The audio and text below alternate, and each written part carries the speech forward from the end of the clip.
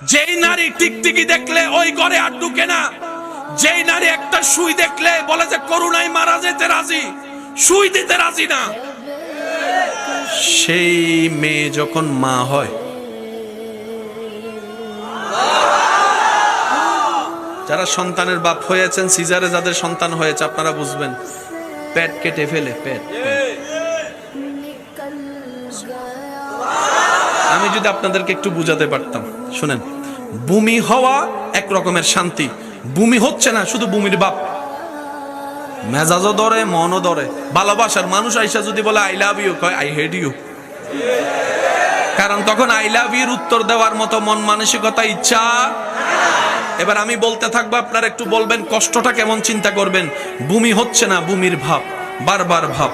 ভালো খাবার ঘ্রাণ আসলেই বমি বমি লাগে, মাথা চক্কর দেয়, বসতে পারে না, শুইতে পারে না, উঠতে পারে না। আমার মা যখন আমি পেটে আসছি, আপনি যখন পেটে গেছেন, আপনার মার অবস্থা, আপনার মার অবস্থা, একটু সুবহানাল্লাহ বলতে থাকি না।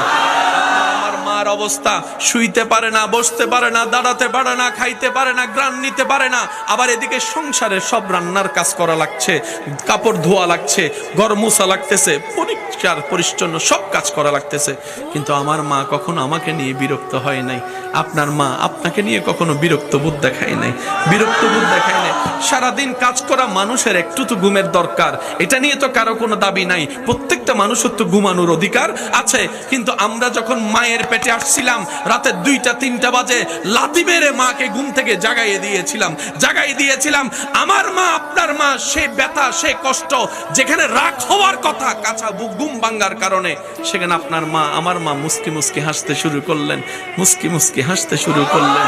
এক কেমন জানি এক আনন্দ অনুভব করতে লাগলেন।